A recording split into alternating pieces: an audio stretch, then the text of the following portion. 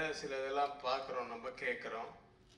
அது வந்து அதுக்கு காரணங்கள் இருக்கு. அவர் வந்து ரொம்ப நேரம் நிறைய எழுதுவாருங்கிறது உண்மைதான். ஒரு படத்துக்கு கேட்டால் 4 படத்துக்கு எழுதுவார். ஆனால் அந்த எழுதுறதுக்கு டைம் ஆகாது அவருக்கு. நடுவில் ஒரு சின்ன சின்ன கேரக்டர்ஸ் பிடிக்கணும், அது வந்தால் தான் இது இன்னும் ஹைலைட் ஆகும் அப்படின்றதுக்காக வெயிட் பண்ணிட்டே இருப்பார், திங்க் பண்ணிகிட்டே இருப்பார். ஒரு 15 நாள் ஒரு பேச்சே தாண்டாது, ஒரே பேச்சு தாண்டாது. திடீர்னு கூப்பிடுவாரு, சார் இன்னைக்கு இப்படி ஒரு ஐடியா வந்திருக்கு சார், சூப்பராக இருக்கு, சொல்லுங்கள் சார் அப்படின்ட்டு நான் சொல்லுவேன். அவர் கமல் சாருக்கு வருவார், அவர் ஆஃபீஸுக்கு போவோம் நாங்கள் 2 பேரும். அது அவருக்கு கூட ஒரு பிஏ மாதிரி ஒருத்தரை வச்சுட்டா என்னெல்லாம் இவர் நினைக்கிறாரோ அதை அவர் மூலியமாக சொல்லிடலாம். அபி சண்முகியை அவர் போய் தொடாத அளவுக்கு ஒரு ஸ்டாப் பண்ணுறதும் அவராக வச்சுக்கலாம். டெல்லி கணேஷ் கேரக்டர் சொல்கிறாரு, நீங்கள் யோசிச்சு பாருங்கள். டெல்லி கணேஷ் கேரக்டர் இல்லைன்னா அபி சண்முகி எவ்வளோ பெரிய மைனஸாக இருந்திருக்கும். அந்த கேரக்டர் உள்ளே வந்து நுழையிறதுக்கு தான் லேட் ஆகுது தவிர டைலாக் உட்காந்தாருன்னு சொல்லிக்கிட்டே இருப்பார். அவர் அசிஸ்டண்ட் ஒருத்தர் இருக்கார், அவர் ஃப்ரெண்டு குகன். அப்பா குகன்லாம் என் ஆஃபீஸ்லேயே கிடப்பார், நைட்டில் தான் எழுதுவார். இப்போ இன்றைக்கி தான் சொல்கிறாங்க ஏஆர் ரஹ்மான் அவங்க சிம்பு இவெல்லாம் நைட்டில் தான்ப்பா நிறைய ஒர்க் பண்ணுவாங்க. கேசுமோகன் சார் எந்த காலத்துலேயும் அவர் நைட்டில் தான் அவர். ஏன்னா அமைதியாக இருக்குமா, 9 மணிக்கு தான் உள்ளே வருவார், வெத்தலை பாகெல்லாம் போட்டு நல்லா சாப்பிட்டு. என்ன சார் தூங்குற நேரத்தில் வரீங்கன்னு, இதான்ப்பா எனக்கு பழக்கம் அப்படின்னு. விடிய எழுதி காலம்புற விடிஞ்சதுக்கப்புறம் தான் வண்டி எடுத்துகிட்டு போவாங்க. அந்த மாதிரி அந்த கேரக்டர்ஸ் உள்ள வரத்துக்கு தான் அவர் டைம் எடுத்துப்பார். டைலாக் எழுதுறதுக்கு டைமே எடுத்துக்க மாட்டார். அவர் வேட வந்துக்கிட்டே இருக்கும். ஏன்னா நிற்கவே நிற்காது, போயிட்டே இருக்கும். நம்ம தான் எங்கேயாவது ஸ்டாப் பண்ணணும்.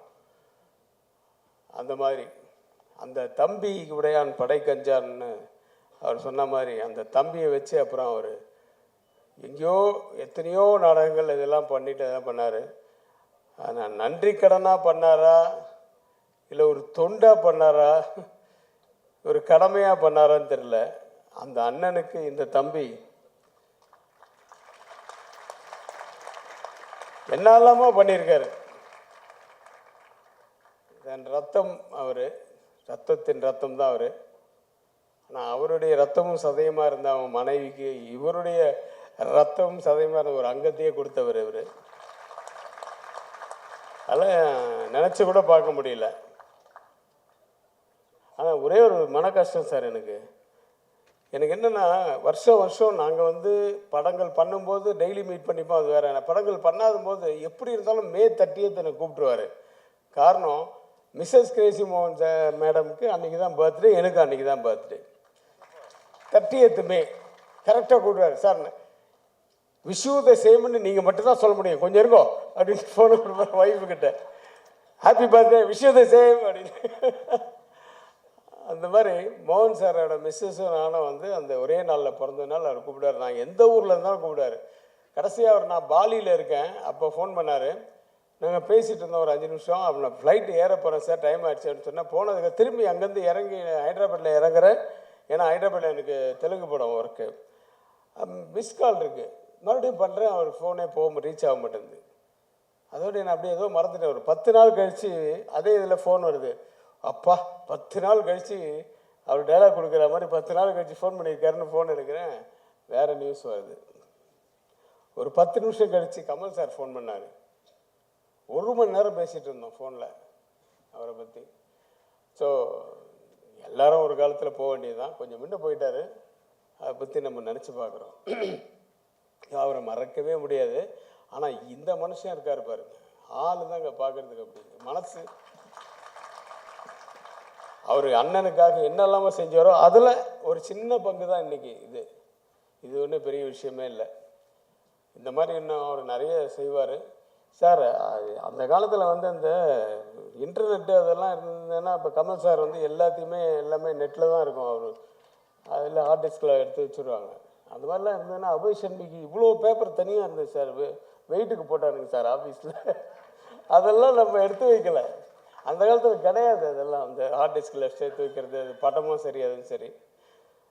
அலைன் சார் வந்து இன்றைக்கி இந்த புக்கு இந்த மாதிரிலாம் புக்கை போட சாஸ்விதம்னு சொன்னார். நாங்கள் கமல் சார் வந்து அவர் படங்களாக அவருடைய கதைகளோட வசனங்களை படங்களாக எடுத்து சாஸ்வதமாக வச்சுருக்காரு. லைப்ரரியில் இருக்குது, என்றைக்கு வேணால் போய் பார்க்கலாம்.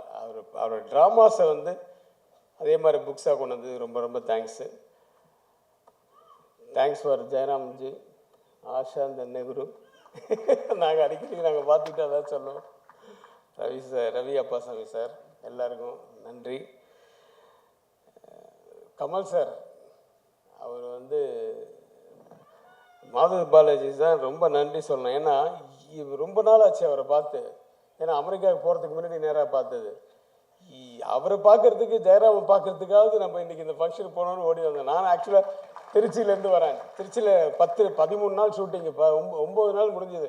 இன்னொரு 3 நாள் ஷூட்டிங் இருக்குது பேலன்ஸ். இருந்தாலும் 1ஆம் தேதி கமல் சார் டேட் கொடுத்துருக்கேன், நான் கண்டிப்பாக வரேன்னு சொல்லிட்டு நான் வந்தேன். நேற்று நைட்டு தான் வந்தேன் திருச்சி. மறுபடியும் போனோம். இதை மிஸ் பண்ணக்கூடாது. ஏன்னா இவங்களெல்லாம் பார்க்குறதுக்கு எங்கே இந்த மாதிரி தான் பார்க்க வேண்டியதாக இருக்குது. அவர் ஒரு இதில் இருந்தால் பரவாயில்ல, இந்த பக்கம் அரசியல், அந்த பக்கம் இதுன்னு ஏகப்பட்டு இந்த பக்கம் படங்கள் எல்லாம் போதாதுன்னு ஏஐ வேறு. இப்போ அடுத்தது என்ன கலக்க போகிறார் ஏஐலேருந்து அப்படியே ஆச்சரியமாக வெயிட் பண்ணிகிட்டு இருக்கோம். ஸோ ஒரே ஒரு விஷயந்தான், அந்த அஜித் வந்து என்னை இன்னுமே யாரும் தலைன்னு கூப்பிடாதீங்க, ஏகேன்னு கூப்பிடுங்க அப்படி இப்படின்னு சொன்னேன். அடுத்த படம் பார்த்தீங்கன்னா அந்த படத்தில் ஃபுல்லாக தலைன்னு தான் கூப்பிட்றாங்க. அவர் நடிச்சிருக்காரு, அவர் டப்பிங் பண்ணியிருக்காரு. அது மாற்றவே முடியாது. அதே மாதிரி தான் உலக நாயகன் என்னை கூப்பிடாதீங்க. நீங்கள் யார் சார் அதை சொல்கிறதுக்கு? நாங்கள் கூப்பிடுவோம். இது வந்து ஒருதலை காதல் மாதிரி. நீங்கள் காதலிக்கன்னா விடுங்க, நாங்கள் உங்கள் காதலிப்போம். You can't stop us. நாங்கள் கூப்பிடுவோம் சார். நீங்கள் என்ன சார் பத்மஸ்ரீ போட்டுக்கீங்க, பத்மபூஷன்லாம் வாங்கிட்டாங்க நிறைய பேர். அப்போ யார் தனியாக நிற்கணும்னா ஒரு பேர் வேணும்ல. அது உலக நாயகன் தான் நாங்கள் கூப்பிடுவோம். உலக நாயகன் கமல் சார் தான். அவங்க வேணான்னு அவங்க சொல்லிட்டு போட்டோம். நம்மளை நிறுத்தவே முடியாது யாரும். அதை விட இன்னும் சூப்பர் விண்வெளி நாயகன் மணி சார். அடுத்தது இதுக்கப்புறம் வேற பட்டமே இல்லை. ஸோ அந்த உலக நாயகன் இருக்கும் மேடையில் என்னையும் அழைத்ததற்கு மிக்க நன்றி மாதவ் சார்.